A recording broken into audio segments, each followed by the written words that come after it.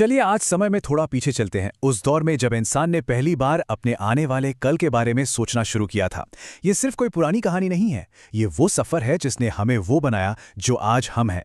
कैसे हमने एक जगह टिकना सीखा, समाज की रचना की और सभ्यता की वो पहली ईंट रखी। तो सवाल ये है कि ये सब शुरू कहाँ से हुआ?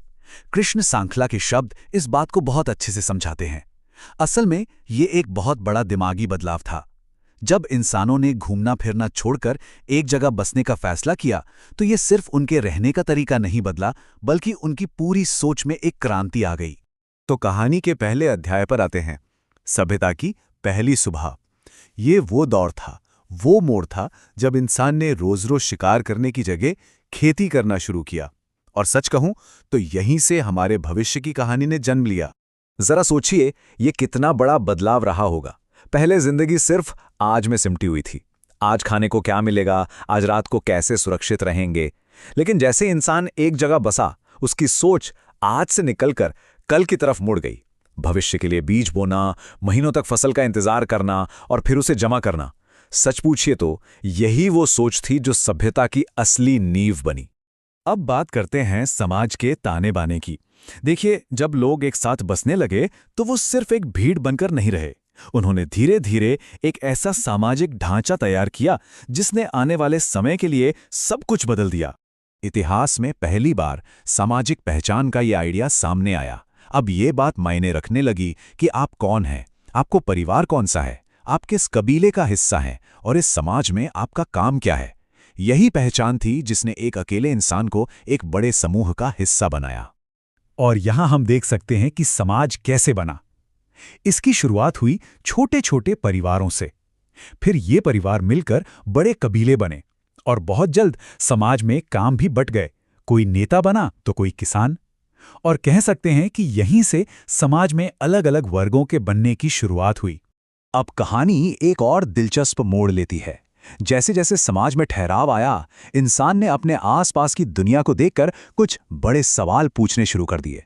और इन्हीं सवालों से सभ्यता के दो सबसे ताकतवर स्तंभों का जन्म हुआ, एक आस्था और दूसरा शासन।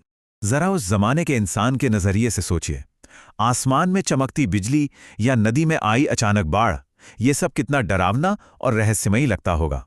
तो इन ताकतों को समझने की कोशिश में इंसान ने ये मानना शुरू कर दिया कि ये जरूर किसी अनदेखी, किसी बहुत बड़ी शक्ति का काम है। और यहीं से आस्था और धर्म की पहली किरण फूटी। लेकिन धर्म एक दो-धारी तलवार की तरह साबित हुआ। एक तरफ इसने लोगों को एक विश्वास के धागे में पिरोकर एक किया, उनमें अपनेपन की भावना जगाई। पर वहीं दूसरी तरफ जैसे जैसे अलग अलग मान्यताएं बनी, धर्म ने ही लोगों को अलग अलग गुटों में बांटना भी शुरू कर दिया। जाहिर सी बात है, जब समुदाय बड़े होने लगे तो जमीन, पानी और दूसरी चीजों को लेकर लोगों में झगड़े भी बढ़ने लगे। अब समाज को बिखरने से बचाने के लिए कुछ नियमों और कानूनों की जरूरत महसूस हुई, ताकि सब कुछ एक व्यवस्था से चल सके। पर सिर्फ कानून बना देना ही तो काफी नहीं होता, उन्हें लागू करवाने वाला भी तो कोई चाहिए। और इसी जरूरत ने नेताओं को जन्म दिया। वो लोग जिनके पास नियम लागू करवाने की ताकत थी, उन्होंने धीरे धीरे और शक्ति हासिल की और आखिरकार राजा बन गए। और इस तरह राज्यों और साम्राज्यों का जन्म हुआ। अब बात एक ऐसी खोज की जिसने सब कुछ बदल कर रख दिया। एक ऐसी तकनीकी क्रांति जिसने सभ्यता की रफ्तार को कई गुना तेज कर दिया। हम बात कर रहे हैं धातुओं के युग की। ये सब शुरू हुआ तांबे से, जो पत्थर के औजारों से कहीं ज्यादा टिकाऊ था। फिर इंसानों ने तांबे में टिन मिलाकर कांसा बनाना सीख लिया, जो और भी मजबूत था। और आखिर में जब लोहे की खोज हुई तो उसने तो सब कुछ बदल दिया। अब पहले से कहीं ज्यादा मजबूत और असरदार औजार और हथियार बनाना मुमकिन हो गया था। इस नई तकनीक का असर बहुत गहरा हुआ। इसने खेती को पहले से कहीं ज्यादा आसान बना दिया, जिससे पैदावार बढ़ी। लेकिन इसका एक दूसरा पहलू भी था। इसने युद्ध को पहले से कहीं ज्यादा विनाशकारी बना दिया। और ये एक बहुत ही अहम मोड़ था। बेहतर हथियारों के साथ लड़ाइयों का मकसद ही बदल गया।